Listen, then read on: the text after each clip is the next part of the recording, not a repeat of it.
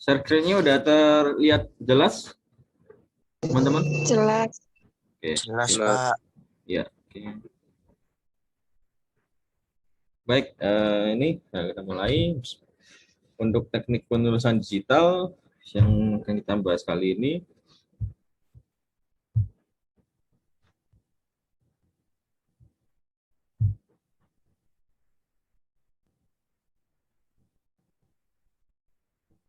nah, kita akan belajar tentang teknik penulisan digital ya, yaitu karakter sekarang di media online ya. Itu membuat tulisan itu harus langsung lugas disajikan, seringkas dan nyaman di mata reader atau pembacanya.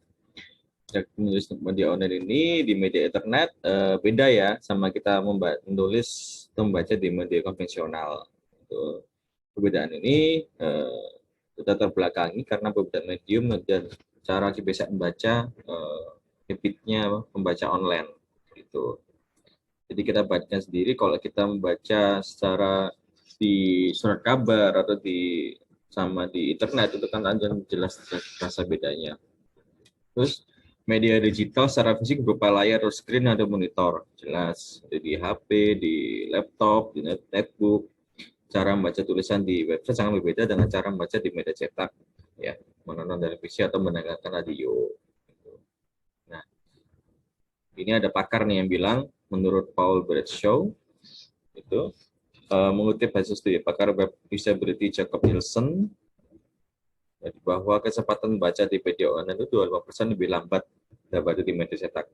Jadi kita dari penelitian ini terlihat jelas bahwa di media cetak kita membaca di atas buku, di atas kertas lah, itu lebih cepat. Nah, itu karena layar komputer atau smartphone itu memiliki resolusi yang jauh lebih rendah dibandingkan dengan media cetak, yaitu 7 dots atau inch atau titik ya. Itu di setiap inch persegi dibandingkan dengan sekitar 150-300 di koran atau majalah. Beda ini yang mendorong para ahli terutama Jacob Nielsen dan kawan-kawan di grupnya. Jacob Nielsen ini pakar ini ya riset marketing ya, itu merumuskan strategi komunikasi atau cara penulisan cocok untuk media digital. Itu apalagi saat ini penggunaan smartphone ya, mobile terus meningkat untuk akses internet. Platform Google pun memperlakukan algoritma terbaru, yaitu algoritma Mobile Get Done sejak tahun 2015. Algoritma dari Google ini menyatakan website yang nggak ramah mobile atau nggak mobile friendly itu akan tersisihkan dalam halaman hasil pencarian Google ya. Jadi tersisihkan atau ditaruh di page paling belakang atau terakhir saja. Nah, ini garis bawahi, membaca teks di media online juga bukan membaca dalam pengertian membaca ya, membaca murni kebanyakan, tapi lebih memindai terus scanning itu mata reader sendiri itu menyapu lebih dalam tanda kutip ya, menyapu lebih dulu tampilan teks dan akan memilih yang paling menarik. Jadi kita membaca cepat, topik yang menarik nih yang akan lebih dulu dibaca. Gitu. Nah, kaidahnya minimal ada 5 kaidah kayak penulisan digital yang wajib diperhatikan, yang tentang sajian naskah, teks atau tulisan di media online atau internet yang user friendly. Dengan mengabaikan kelima kaidah ini, risikonya tulisan nggak akan efektif atau gagal dikomunikasikan oleh ke user di media online. Tulisan dapat sulit dibaca atau menyusahkan di mata pembaca, akhirnya nggak kebaca. Sama aja kita bikin konten tapi nggak kebaca. Dalam dunia desain penulisan dikenal istilah nggak ada salah dan benar, ya. Nggak ada salah benar, nggak seperti pilihan ABC, nggak ada salah benar. Yang ada itu komunikasi efektif atau enggak, gitu.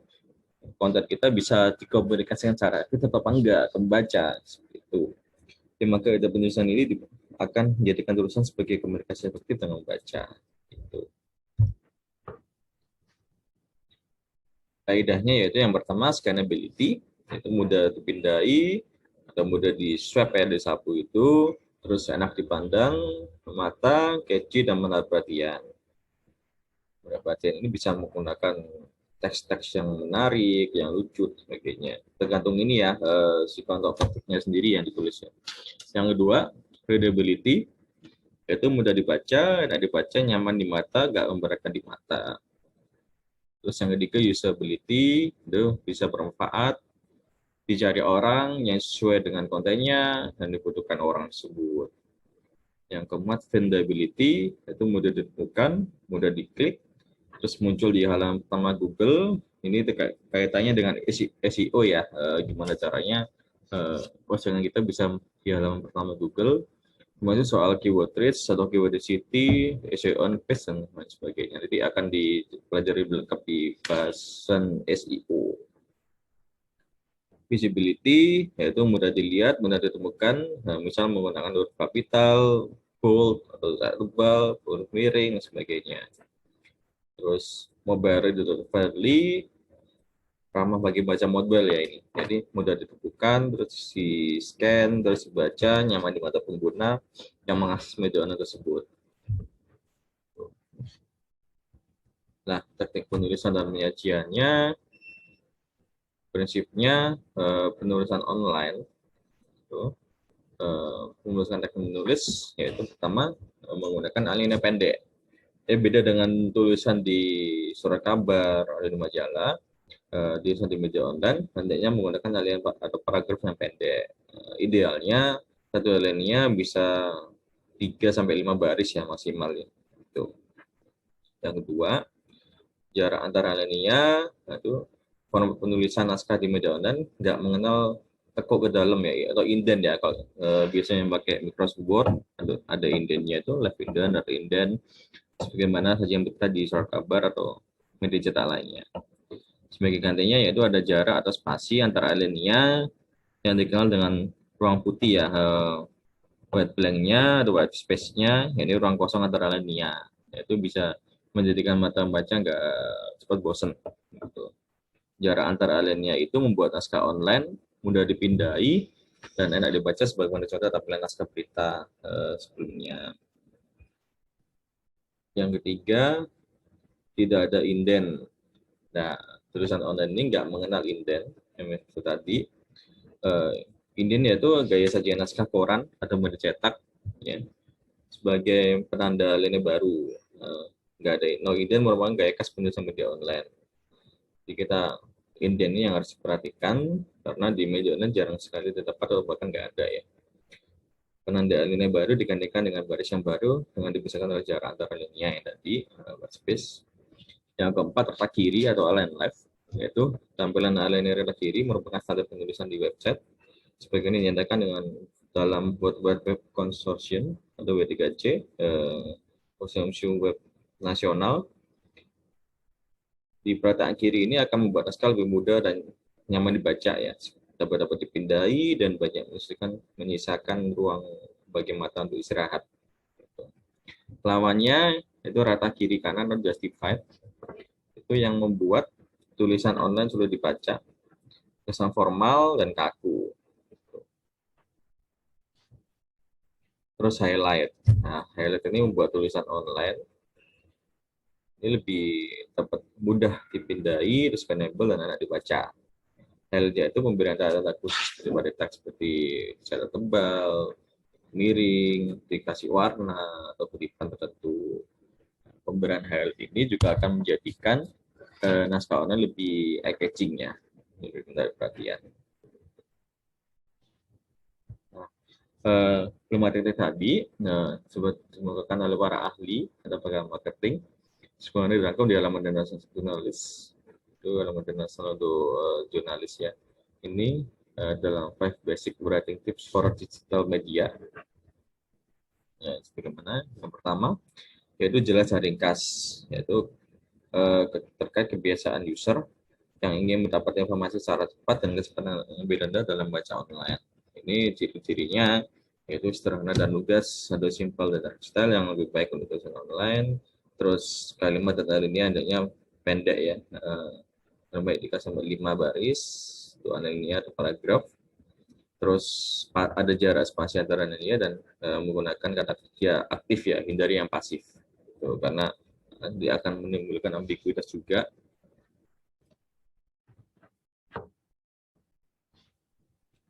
terus lebih ringkas, lebih baik di media online. Yaitu ruang media online memang unlimited ya, nggak seperti koran yang dibatasi ukuran dan jumlah halaman kertas atau radio, atau TV yang dibatasi durasi. Jadi kita nggak ada batas waktu, nggak ada batas untuk pemakaian kata-kata, kecuali ada ya, pembatasan khusus ya di blog tertentu atau website tertentu ya. Terus namun tulisannya panjang secara umum tidak cocok untuk membaca web, karena membaca web kebanyakan pengen tulisan yang lebih ringkas ya, itu the point. Kebanyakan dari studi menunjukkan sebaiknya tulisannya tidak lebih dari 800 kata, ini kurang lebih ya. Terus kayak judul atau headline, untuk media online judul akan lebih efektif jika berupa judul yang langsung atau lugas. Pemakaian sekarang ini ingin mendapatkan informasi secara cepat dan tepat. Itu judul, tulisan atau judul berita yang mengaburkan isi atau membuat pembaca itu menebak topik cerita, nggak akan membuat mereka makin tahu tentang judul itu. Jadi harus lugas, tepat yang disajikan. Terus pengguna internet sering menggunakan mesin pencari untuk menemukan info yang diinginkan. Keywords ya, memasukkan keywords di Google itu terkait yang ingin topik yang ingin butuhkan. Gitu. Baik, contoh ini kalau nyari judul warga Surabaya sanksi push up bagi perusahaan Fasfasum misalnya.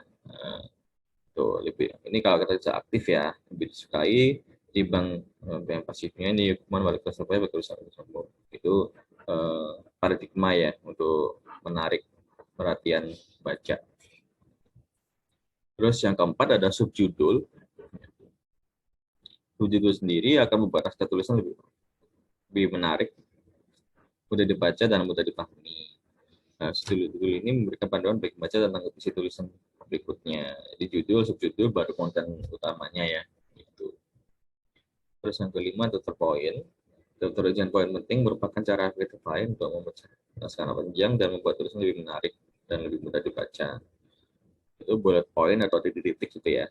Dan list ini bisa dibuat di tubuh naskah atau di awal untuk highlight point terpenting dalam laporan. Jadi bisa dibuat di job judulnya, atau bisa ditaruh di tengah-tengah konten agar nggak baca paragraf berata terus itu. Terus itu berita yang dari JNN ini melakukan hal ini secara rutin dengan membuat story highlight di bagian awal berita, yaitu di JNN ya, berita internasional. Story highlight sendiri ini yang disajikan di atas berupa intisari berita. Apa sih intisarinya, ringkasan beritanya, kalau kita klik menuju ke detail berita lengkapnya gitu. Ini menulis sama bagi pembaca mobile. Itu ada berlakunya algoritma dari Google Mobile Gathon ini yang sejak tahun 2015.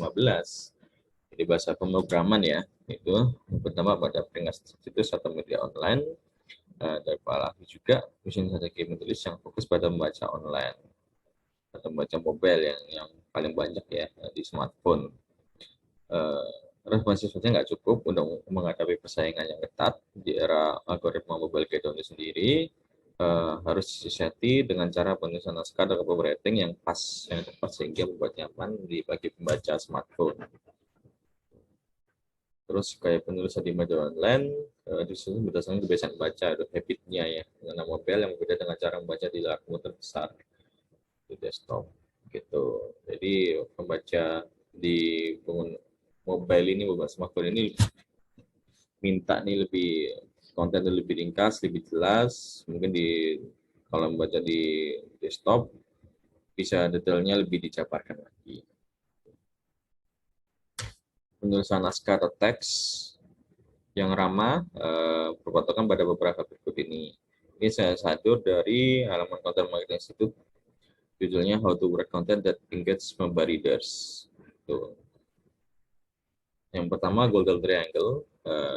Golden Triangle ini dalam istilah fotografi ya, ujung dari istilah foto. Jadi digunakan ketika objek atau subjek yang di foto ini mengandung elemen garis diagonal yang kuat. Jadi foto dengan bagi foto menjadi 3 buah segitiga ya. Golden Triangle 3 buah segitiga. Itu dalam penulisan naskah online, maksudnya itu kurang lebih sama, menyesuaikan dengan kebiasaan baca mobile, itu melihat layar smartphone lalu HP ya, dari kiri atas kiri atas ini halaman situs webnya atau halaman pencarian di Google, lalu ke kanan, lalu ke bawah, ke kiri, atas, kanan, terus bawah.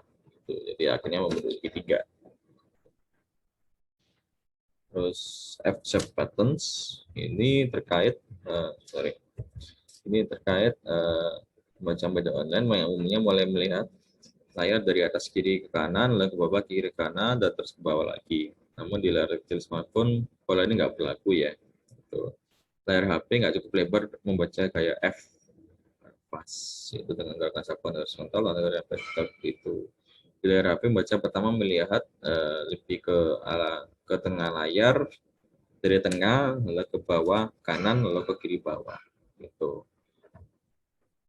Terus hasil studi ini menunjukkan bahwa pengguna menghabiskan kurang lebih 60-80% waktu untuk melihat bagian tengah, yang setengah layar bagian atas. Jadi di smartphone-nya ada studi dari readernya itu bagian besar melihat dari tengah dulu, terus layar bagian atas, dan 86%-nya dari 23 bagian atas, dan bagian bawahnya, apalagi bagian bawah ya itu kurang diperhatikan. Karena biasanya intisarinya harus terletak di awal sampai tengah, begitu. Yang bagian konten bawah itu hanya konten penjelas atau bentuknya saja. Terus gambar, itu pengguna mobile lebih suka melihat gambar ketimbang teks. Jadi ini alamnya ya, jadi lebih suka gambar-gambar, apalagi gambar-gambar yang menarik ya. Itu yang nggak membosankan. Terus yang keempat, hemat kata. Bahasa jurnalistik yang berkata utama hemat kata lebih diutamakan dalam naskah untuk pengguna mobile. Itu mengambilkan kata-kata, frasa atau kalimat atau apa yang nggak perlu. Nggak seperti di surat kabar yang nggak perlu pun tapi tetap penting ya, itu harus dimasukkan. Kalau ini nggak bakal dimasukkan, tutup poin saja, yang penting pesan itu dapat disampaikan. Bagi konten mobile, menulis ringkas itu sangat penting ya. Makin ringkas akan makin memudahkan baca, nggak perlu swipe swipe ya, namanya swipe smartphone-nya. Namun tulisan panjang tetap diperlukan jika berisi hal penting. Jadi jangan dibuang kalau yang penting-penting meskipun itu panjang sekalipun. Dan tetap menggunakan prinsip hemat kata dan tutup poin. Itu yang kelima, ini yang keempat, yang kelima, buatlah headline dan judul pendek dan kuat. Itu create strong headline, judul yang pendek dan kuat. Itu yang akan menentukan konten selanjutnya dibaca apa enggak sama readernya, pembacanya. Buat kalimat judul sejelas mungkin agar cukup ruang di layar smartphone untuk tampil enak dilihat.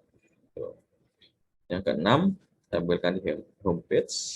Itu tampilkan sebanyak mungkin info terpenting dan paling menarik di homepage. Itu menggunakan daftar judul dan sedikit ringkasan. Di layar desktop itu biasanya kita tampilkan 4-5 alinea. Itu yang standarnya. Di mobile harus lebih pendek lagi kalau bisa. Jadi 2-3 alinea. Yang ketujuh, inverted piramid. Tuh, yang dimaksud di sini yaitu gaya penulis jurnalistik menjadi tren ya di era media online.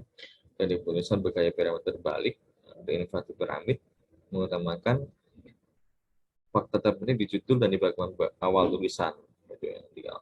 Seperti saya sebutkan tadi, di bagian awal dan sampai tengah itu harus poin penting yang kuat yang harus dibaca oleh target kita, harus dibaca oleh pembaca ya, tentunya konsumen ya. Ada konversi menjadi nanti akan menjadi potensi menjadi penjualannya di dalam e-commerce. Jadi lebih jadi tren di penulisan mobile, kalimat pertama yang muncul harus sangat menarik, perhatian dan penting. Gaya penulisan fitur yang mengedepankan keindahan kata-kata dan basa-basi relatif nggak berlaku. Tuh, jadi nggak perlu, nggak berlaku, malas dibaca oleh user untuk membaca, oleh orang cocok di media online. Terus yang ke-8, menggunakan alinea pendek, yaitu menggunakanlah short paragraph. Pembaca cenderung kehilangan paragraf panjang. Alinea panjang menggunakan konsentrasi tinggi nggak dimiliki membaca mobile. Jadi mereka maunya serba ringkas, serba cepat untuk membaca. Jika di desktop idealnya maksimal 5 baris, maka untuk mobile seperti yang saya berikan tadi misalnya 2 sampai 3 baris, satu alinea ya.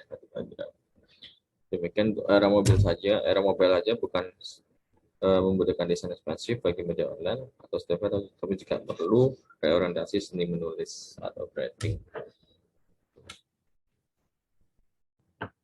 Nah, ini menulis kode digital sesuai dengan prinsip SEO. Yang paling penting di sini yaitu yang tiga, local optimized digital text, keyword times, terus yang keenam ini juga mengabaikan tipe konten Wikipedia. Di Wikipedia mungkin yang paling sering dicari ya kalau kita butuh definisi, butuh pengetahuan, tapi nggak semua pun bisa dipertanggungjawabkan 100% ya di Wikipedia. Kita harus mencari perbandingan untuk konten di situs atau web yang lain. Itu. Terus yang ketujuh ini create unique content per halaman dan per site. Gitu. Yang keempat juga start with locally focused version dari keyword, dari keyword yang penting yang dibutuhkan oleh pembaca. Gitu. Ya, pengelolaan hubungan pelanggan, ini customer management. Nah, CRM sendiri ini ada hubungannya ya, karena hubungannya secara nggak langsungnya kalau misalkan tulisan digital ini kita bisa berhasil kita posting, jadi beralih ke pelanggan yang dari pelanggan ini bisa membaca terus menerus dari konten yang kita posting, akhirnya bukannya akan semakin erat dan kuat. Tapi kita pelajari dulu, ini CRM sendiri adalah proses membangun dan mengelola relasi dengan pelanggan pada level organisasional dengan jalan memahami, mengantisipasi, dan mengelola kebutuhan pelanggan. Kebutuhan pelanggan harus tetap diperhatikan berdasarkan pengetahuan yang didapatkan mengenai pelanggan dalam rangka meningkatkan efektivitas, efisiensi, dan profitabilitas organisasi. Ini dalam seperti dari Ciptono dalam penelitian Givaro pada tahun 2002. Itu apa sih komponen utamanya CRM? Yaitu yang pertama di manusia itu sendiri, dalam hal ini kalau di perusahaan itu karyawan sebagai pelaksana CRM. Itu di bagian sales dan marketing ya sebagai garda terdepan dalam penjualan dan penyampaian produk dari perusahaan. Terus yang kedua, proses itu merupakan sistem dan prosedur yang membantu manusia untuk lebih dapat mengenali dan memahami dan menjalin hubungan lebih dekat ke pelanggan. Jadi ada proses tertentu berupa input-input yang menjadi output ya. Dan terus yang ketiga, teknologi itu merupakan penunjang SRM yang dapat dilakukan lebih cepat dan optimal dengan adanya teknologi. Itu adanya perangkat lunak nanti ya tersebut. Dasar manajemen dengan pelanggan itu apa sih? Manajemen dengan pelanggan berdasarkan pada data ekstensif tentang pelanggan yang didapatkan misalnya melalui percakapan dari pribadi, terus di kartu pelanggan atau kartu order atau pesanan. Data ini direkap, dicatat dalam database yang dapat diambil dan dievaluasi. Selain data pribadi seperti alamat yang umum ya, seperti alamat, tempat tanggal lahir, data lain yang bisa dikumpulkan seperti data kependudukan, terus anggota keluarga, di kartu keluarga, terus kartu keluarga, terus kategori produk yang lebih disukai untuk pembelian oleh konsumen, dengan bata-bata, sosial, tinggal pendidikannya, hingga hobi ya, hobi, terus kebiasaannya kalau seperti itu apa yang perlukannya. Itu database dengan pada konteksnya, data ini bisa digunakan untuk merespon secara lebih tepat terkait dengan kebutuhan pelanggan. Jadi semakin banyak data yang tersedia, semakin besar kemungkinan penilaian analitis dan semakin manfaatnya semakin besar juga bagi database untuk perusahaan. Nah, ini perangkat lunak CRM sendiri, yaitu sudah dapat menerapkan manajemen dengan pelanggan dengan cara yang paling ideal membutuhkan software perangkat lunak di CRM, di mana merupakan aplikasi database yang memungkinkan akses ke data yang tersimpan serta pengumpulan dan pemeliharaannya. Software CRM ini sendiri diintegrasikan ke dalam perangkat lunak ERP.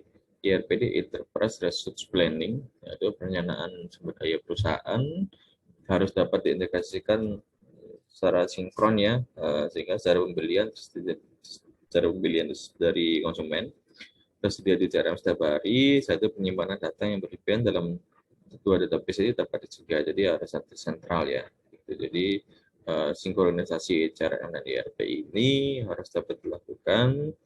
Ini untuk dapat evaluasi tentang konsumen, terus yang berguna bagi departemen dan development juga untuk pengembangan produk baru, karena apa yang dibutuhkan oleh konsumen dapat tercapai dan sebagainya. Terus keuntungan dari CRM itu sendiri, keuntungan pentingnya adalah bahwa semua karyawan memiliki akses terhadap informasi yang sama. Dengan menggunakan riwayat kontak, satu karyawan dapat melihat apa yang disetor setiap pelanggan sebelumnya dengan karyawan lain dalam minggu atau bulan sebelumnya. Contoh penawaran individual dapat diajukan ke pelanggan berdasarkan periode pembelian dan preferensi pelanggan. Email dan penawaran ya, email marketing ya maksudnya ini bisa lebih dipersonalize yang meningkatkan peluang keberhasilan dan berpotensi meningkatkan review konversinya itu sendiri.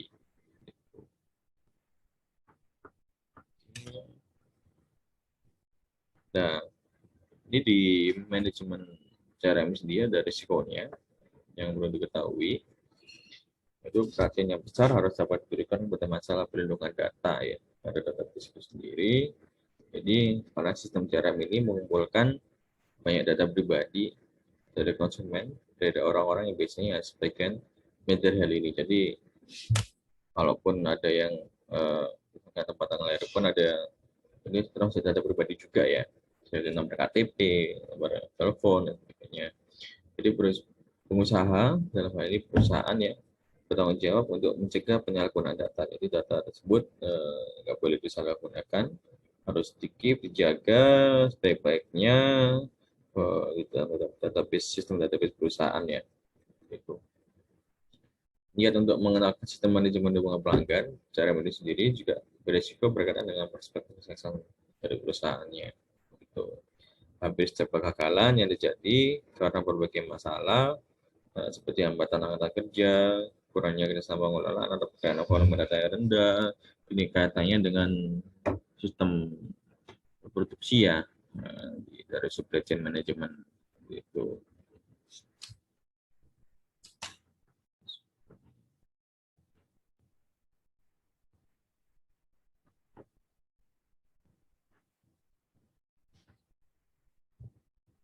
Nah, prinsip kerjanya itu apa sih dari CRM itu sendiri? Prinsip kerjanya ini yang poin penting pertama, mendukung strategi yang terpusat pada pelanggan. Jadi sentralisasi untuk mengumpulkan database pelanggan sebagai dasar untuk penentuan langkah program pemasaran dan penjualan berikutnya dari perusahaan. Yang kedua, sentralisasi data pelanggan, jadi nggak berpecah-pecah, harus ternyata menjadi satu di suatu ruang penyimpanan database yang cukup ya. Terus yang ketiga, otomatisasi proses customer facing business. Jadi customer facing business ini mengadakan gimana sih bisnis tersebut dapat berhubungan atau berhubungan langsung dengan kebutuhan dan keinginan oleh customer itu sendiri. Itu. Nah ini ada skemanya. CRM itu ada 4 komponen penting, yaitu di departemen marketing, sales, order, atau purchasing ini, terus support. Gitu. Ini marketing berhubungan dengan company promosi, di sales berhubungan dengan penjualan, order ini juga pendidikan dan pendidikan produk, dan support ini bisa mengarah ke pembangunan produk baru. Tuh.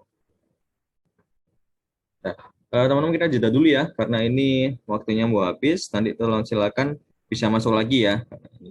Masih pakai Zoom yang free. Oke, saya jeda dulu.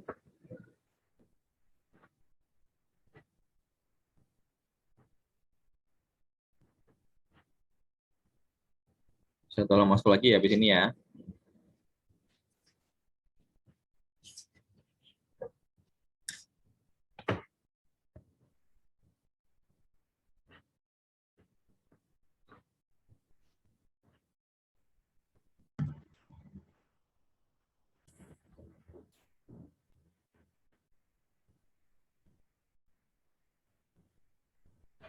Baik, kita mulai lagi ya. Nah, suara saya jelas ya, teman-teman ya. Jelas, Pak. Oke.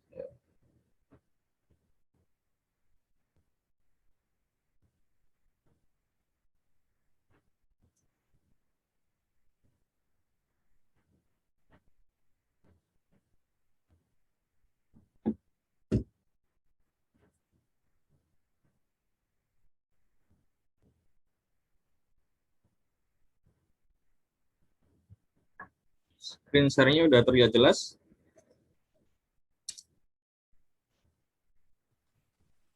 Sudah. PPT-nya lah, Pak.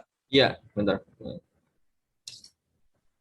Bagian terakhir dari sini tadi ya, terus kerja, terus kita mengarah ke poin penting juga dalam pembahasan kuliah kali ini, yaitu cara yang sosial atau cara seluler. Ini eh, sosial CRM ini merupakan perpanjangan dari CRM klasik ya, atau manual, konvensional, ya, disesuaikan ke kondisi online untuk saluran komunikasi di internet, seperti Facebook, Instagram, dan sebagainya. Itu tujuannya itu untuk merespon lebih cepat lagi terhadap kebutuhan, keinginan, dan saran pelanggan yang dikomunikasikan via jaring sosial atau media sosial.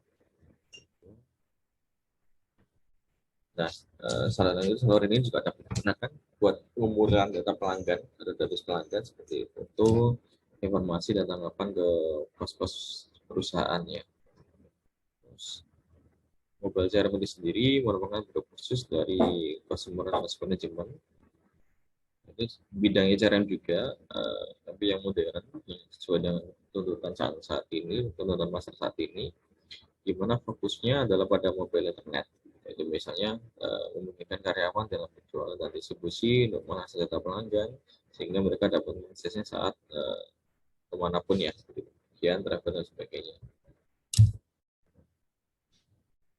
Terus ini model CRM sendiri yang dikombinasikan dengan media sosial, yaitu perusahaan dalam mempromosikan produk mereka di media yang bercontoh ini bagi yang paling populer yaitu Facebook dan Instagram atau IG, segala jenis postingan tentang informasi produk, penjualan produk, dan di posting di situ, ditaruh di situ di dua platform itu.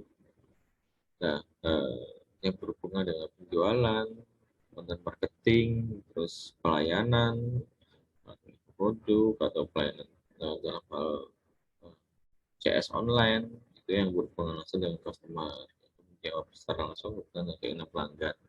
Nah, yang model ini dapat dikonversi untuk sebagai upaya dalam peningkatan jumlah pelanggan. Meningkat, akhirnya yang menarik ke perusahaan, dan maksud perusahaan pun akan semakin berkembang.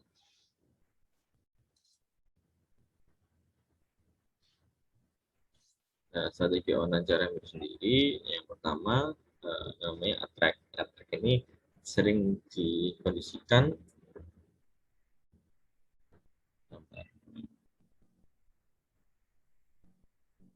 attract ini sering dikondisikan untuk dalam hal banner ya, promosi banner. Ini saya kutip dari pendapatnya Kalawata dan Robinson, membahas tahap ini sebagai tahap di mana perusahaan berusaha untuk mendapatkan pelanggan, konsumen baru, dan pelanggan baru yang didapatkan dengan memberikan informasi atau promosi mengenai produk, inovasi, dan pelayanan yang dapat menarik hati dan benar-benar perhatian para pelanggan baru tersebut. Itu tanda dari pendapatnya Kalapata dan Marcia Robinson. Di perusahaan menggunakan media sosial seperti Facebook yang dapat terintegrasi dengan Instagram. Ya, saat ini kita posting di Facebook, pada saat itu dapat integrasi dua-duanya ya. Karena satu holding juga mereka untuk dapat membuat iklan yang muncul pada sosial media Instagram pada target market mereka sendiri. Terus yang kedua strateginya yaitu menangkap data pelanggan. Itu data yang menjadi sebuah aset berharga database pelanggan ini. Yang dilakukan pemasaran dan CRM. Karena melalui penggunaan data sebuah hubungan dengan pelanggan bisa dilacak, dianalisa dan bisa dikembangkan. Ini saya ambil dari pendapatnya Phil dan Turnbull pada tahun 2016. Yang ketiga, membangun relasi dengan pelanggan. Lalu setelah menyatukan data menjadi satu dalam database, barulah dilakukan proses data. Ada proses data untuk meningkatkan praktek online CRM dan membangun hubungan dengan pelanggan. Untuk dapat memahami dan mengenal pelanggan, ini dari pendapatnya Artaya tahun 2013 bisa dilakukan dengan memahami bahwa Lively atau kehidupan pelanggan itu sendiri adalah kehidupan perusahaan, sehingga kehidupan perusahaan mereka bagi keberlangsungan perusahaan ya, sehingga penting untuk perusahaan bisa memberikan pelayanan yang lebih dapat nilai plus kepada pelanggan. Memberikan pelayanan lebih kepada pelanggan adalah satu elemen keberhasilannya adalah dengan memberikan kepuasan pelanggan. Dapat memuaskan pelanggan, di mana faktor-faktornya adalah pandangan pertama dengan pelanggan, terus mutu yang diberikan, kualitas pelayanan, dan dampak atau outcome yang diterima oleh pelanggan. Terus ini yang keempat, membuat pelanggan merasa penting. Raja nih. Jadi perusahaan dapat meningkatkan nilai pelanggan, value bagi pelanggan itu sendiri. Terus perusahaan sebagai produsen suatu produk yang berusaha menjalin hubungan dengan pelanggan melalui pemberian pelayanan yang baik, service quality yang top, ya kepada pelanggannya. Ini saya ambil juga dari Calcutta dan masyarakat pada tahun 2001. Jadi perusahaan ini dapat melakukan pendekatan yang disarankan oleh pakar Xavier dan Smith ini pada tahun 2008 dan memberikan penawaran promo yang saat ini banyak dilakukan ya pada perusahaan-perusahaan, terus hadiah, potongan harga, dan informasi serta pengalaman yang menunjukkan kepada pelanggan bahwa perusahaan benar-benar dapat memberikan kemudahan dan kenyamanan pelanggan itu.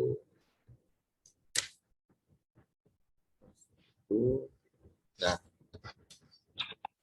ini fungsi strategi dari metode cara marketing yang kita bahas online ya. Yang pertama, cara marketing ini sebagai segmentasi pelanggan dan pendekatan personal. Nah, ini hubungannya dengan perangkat lunak CRM yang dapat melakukan segmentasi pelanggan secara spesifik. Yang insight yang diperoleh dari data di aplikasi CRM itu sangat bermanfaat ya untuk meningkatkan calon pelanggan sehingga dapat melihat perjalanan atau journey ya ada membeli mereka, kebutuhan mereka hingga mereka berubah menjadi pelanggan yang loyal, setia gitu. Program sales marketing sendiri membantu menentukan calon pelanggan melewati tahap sebuah journey yang dapat dilakukan dengan salah satu caranya mengirim email maupun konten untuk meningkatkan awareness, brand awareness, product awareness dari perusahaan, terus menciptakan hubungan baik, terus hingga akhirnya mendorong mereka untuk membeli lagi untuk produk-produk jasa yang ditawarkan. Kunci untuk masing calon pelanggan menjadi pelanggan setia adalah dengan pendekatan secara personal juga ya. Itu ini yang dilakukan dari kata di depan seperti bagian sales marketing maupun customer service itu. Terus yang kedua, menjaga hubungan pelanggan itu selain mencari calon pelanggan potensial juga harus menjaga pelanggan yang sudah ada itu. Jadi jangan sampai pelanggan yang sebelumnya ada menjadi lepas ya. Ada beberapa hal yang dilakukan, yaitu yang pertama dengan penggunaan aplikasi sales marketing itu sendiri yang dapat diakses mengakses data pelanggan dengan mudah itu kapanpun terus dan dimanapun.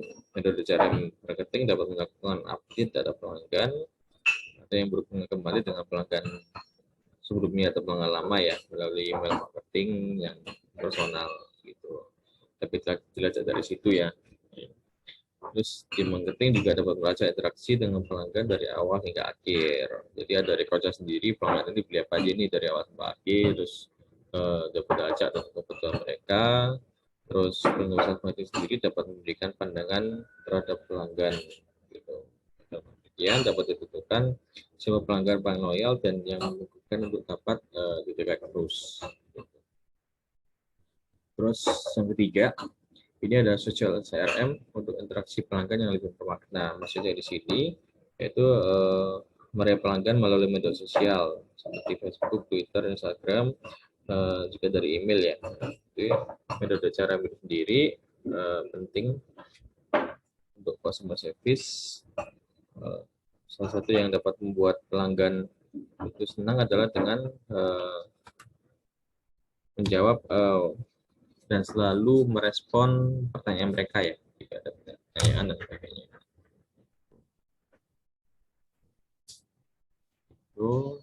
Terus yang keempat ini metode cara marketing untuk optimalisasi email marketing. So, di sini yaitu email marketing kepada pelanggan yang dapat dilakukan baik secara personal ya, itu dengan aplikasi sales marketing itu sendiri dapat mengindikasikan email marketing untuk menciptakan pemasaran yang lebih komprehensif. Terus semua email akan otomatis terekam dan dapat juga membuat notifikasi untuk follow up email yang harus dilakukan. Ini dengan membuat template email yang interaktif sehingga pelanggan tertarik untuk membuka. Gitu. Jadi hanya berupa teks saja, bisa diisi dengan gambar-gambar, video, dan sebagainya. Ini adalah salah satu marketing yang automation. Marketing sendiri memberikan return on investment atau ROI. Kalau kalian belajar sebelumnya di manajemen keuangan ya, itu terbesar dibandingkan cara marketing lainnya. Ya, ada feedback yang besar juga. Email marketing itu email sangat cost efektif juga dalam promosi produk, berkomunikasi dengan pelanggan, dan sampai dengan meraih tujuan bisnis.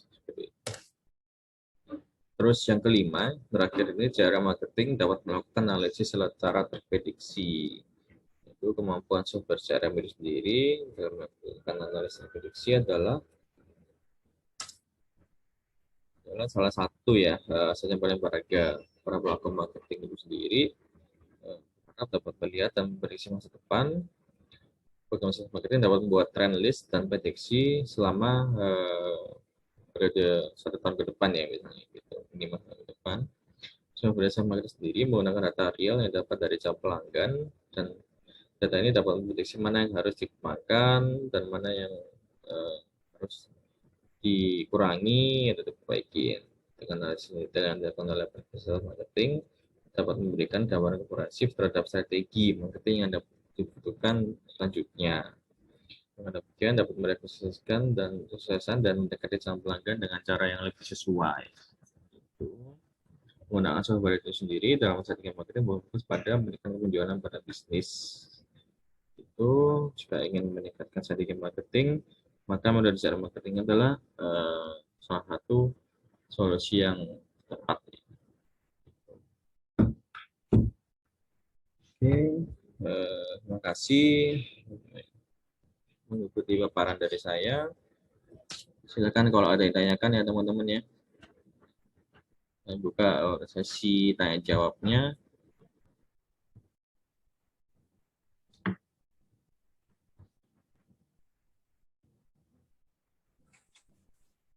Silakan kalau ada yang tanyakan.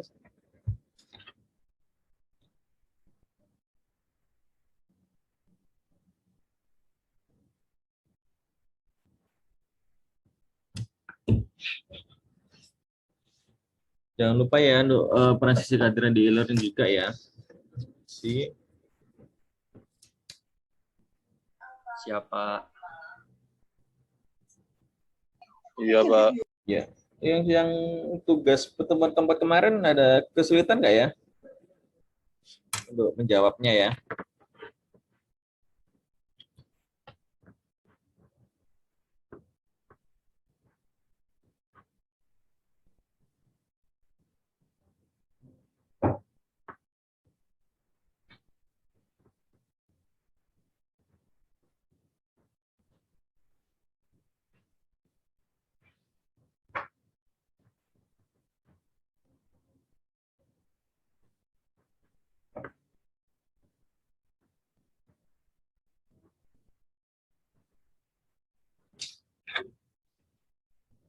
Silakan kalau ada yang tanyakan sambil saya mau absensi ya satu persatu dari 39 39 yang hadir di ruang Zoom ini ya. Koordinasi komisariat. Eh, koordinasi komisariat. Koor.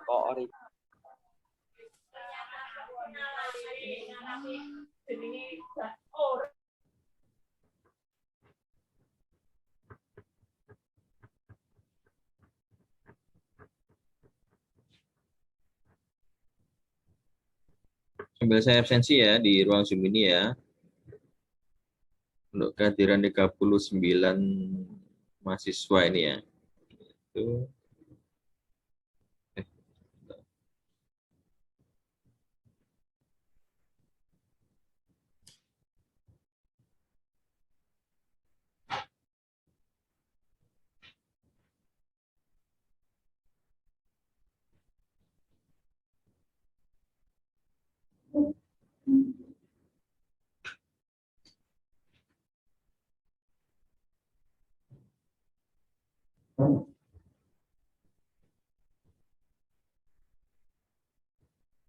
Ini kalian sudah dapat informasi belum ya terkait akan ada perkuliahan yang normal kembali, maksudnya perkuliahan tatap muka?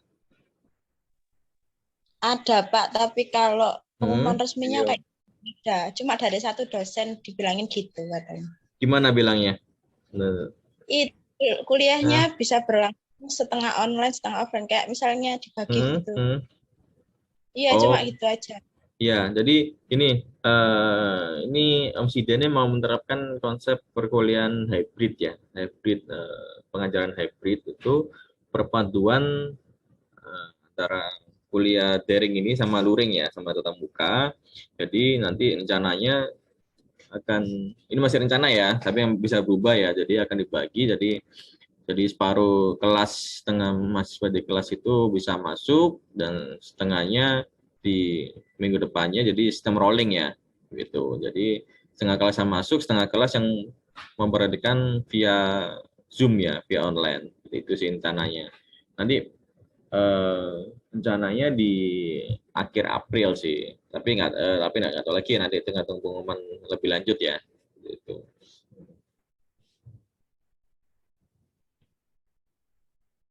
Ini tanggal 8. Tolong diperhatikan sambil saya absensi ya. Tuh, Muhammad Firman Setiawan.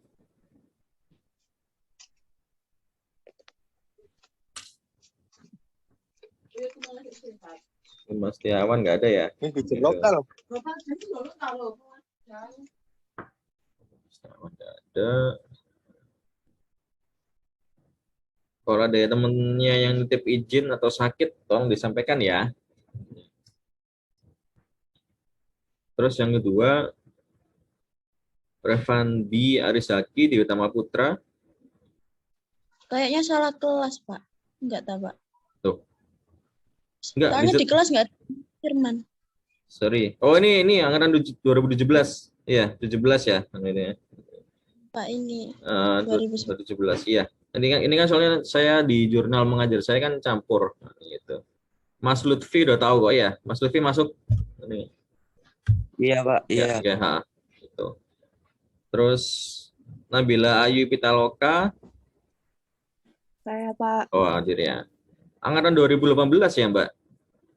Iya, Pak. Kemarin cuti. Oh, bukan mengulang ya? Cuti ya? Iya, cuti. Jadi sekarang di sini. Ya. Terus Afrilian Ilham Pradana. Hadir, Pak. Hadir, Pak. Iya, iya. Kita dengar, Mas. Terus Fatika Hidayah. Hadir, Pak.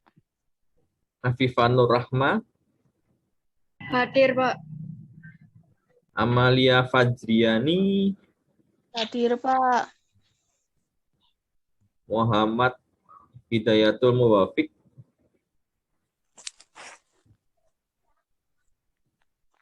Belum ada. Terus Fenida Ike Agustin, Hadir, Pak.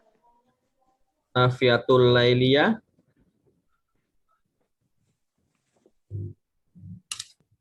Hadir, Nafiatul Pak. Lailia hadir. Muklis Zul Ya. Mahdan, Muklis Zul ya sudah Mbak. Terus Muklis Zul Madani, Hadir, Pak. Rofikotul Ummah, Hadir, Pak. Habib Maulana Muzamal, Hadir, Pak. Asti Hadir. Cahyan, iya siap. Yang profilnya pakai ini ya, Kopia ya. Iya, Pak. Siap. Terus Asti Cahyaning Pangastuti, Hadir, Pak. terus Indah Masruroh, Hadir, Pak. Putri Nur Ovinia, Hadir, Pak. Ananda Reviana Putri, Hadir, Pak. Wahyu Rahmadianingati, Hadir, Pak. Salsa Ahwa Pramahsuari, Hadir, Pak. Meilinda Purwana, Hadir, Pak. Erina Yulinda Sari. Hadir, Pak. Ada ya? Erina Yulinda Sari ya? Hadir. Oh iya. Siap. Muhammad Erdin Taksli Masra, Hadir, Pak. Maulidia Alif Astita, Hadir, Pak.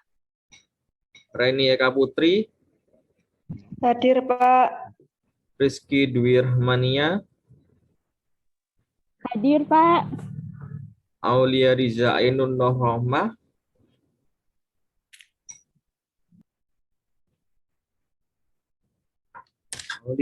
Aulia Riza kayaknya ini ada tadi. Masuk lagi ya.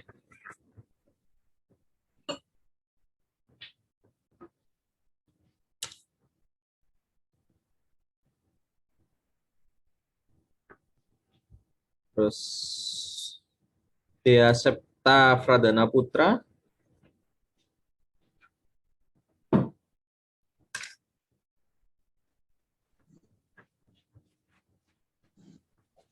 Pak Aulia.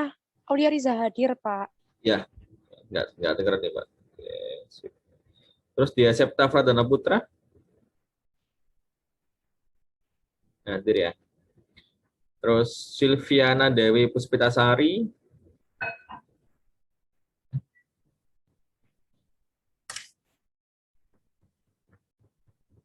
Silviana belum hadir. Ayu Retno Trianika, Hadir, Pak. Lisa Rahmadia, Hadir, Pak. terus Hafsoh Jamila, Hadir, Pak. Rizka Febi Nuraini, Hadir, Pak. Rini Pradina Aditya,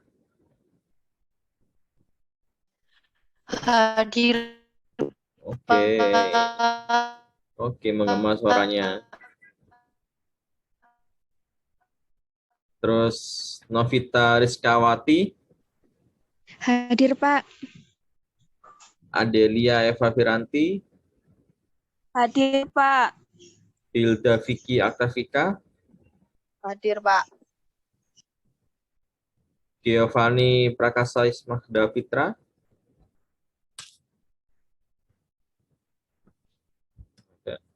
terus Ica Angelina Priyadi, Hadir, Pak. Tanti Tia Puspitasari, Hadir. Muhammad Maulana Akbar, Hadir, Pak. oh ini ya Lana Akbar ya profil namanya ya. Ini. Ya, Pak. Sip. Terus Novi Kartikasari, Hadir, Pak. Julian Haris Ega Fitanto, Izin, Pak, sakit anaknya, Pak. yang ngomong sama Mas Lutfi ya? Iya, sakit Oke. anaknya, Pak. Sakit, oke. Iya, Pak. Sebentar, sakit.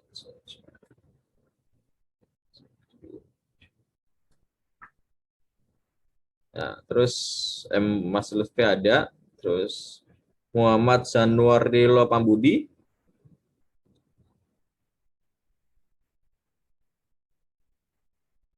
Gak ada izin Mas Lutfi. Muhammad Zanuarilo Pambudi. Nggak ada, Pak. Nggak ada izin. Terus Muhammad Ferdiansyah. Muhammad Muzaki Anwar. Hadir, Pak. Sip. Ardi Surya.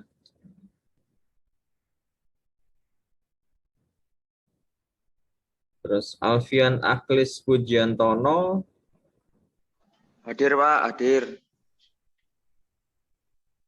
Hadir, Pak. Ya, sip. Tadi Ardi Surya nggak hadir ya? Nggak ada ya di ruang Zoom ya?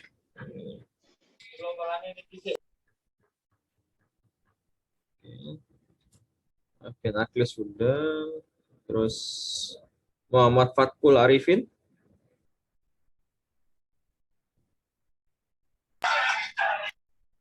Muhammad Fatkul Arifin.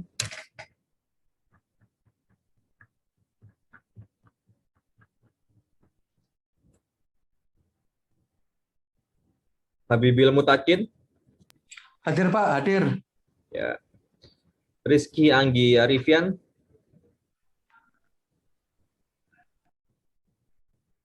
Rizky Anggi Arifian.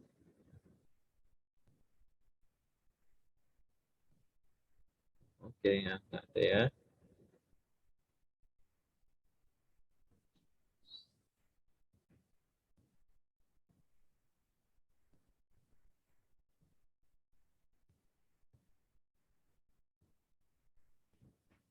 Sip, udah semua.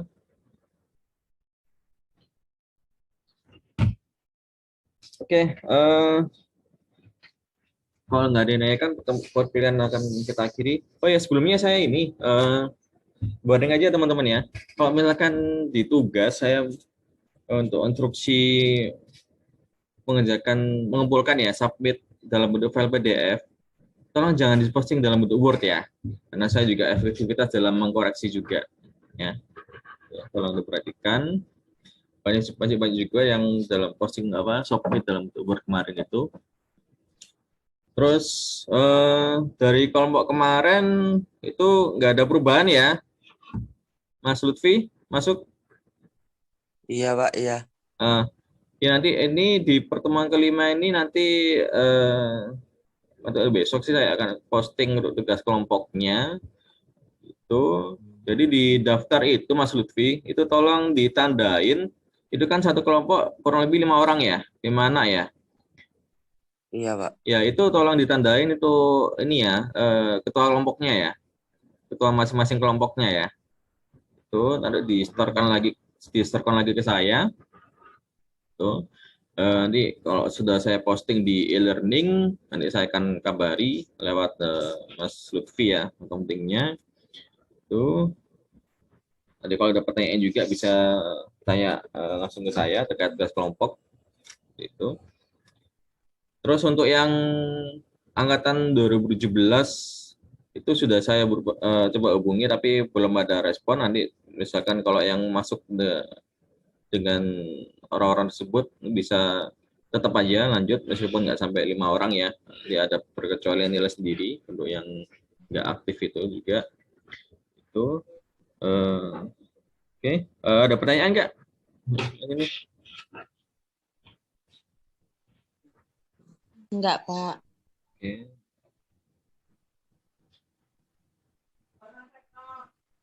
Baik, makasih udah mengikuti pertemuan kali ini. Semoga semuanya tetap sehat walafiat dan sukses selalu semuanya teman-teman. Ya. Oke. Baik, saya akhiri. Semoga bisa bertemu di pertemuan berikutnya. Terima kasih. Mohon maaf kalau ada salah kata. Wabillahi taufiq wal hidayah.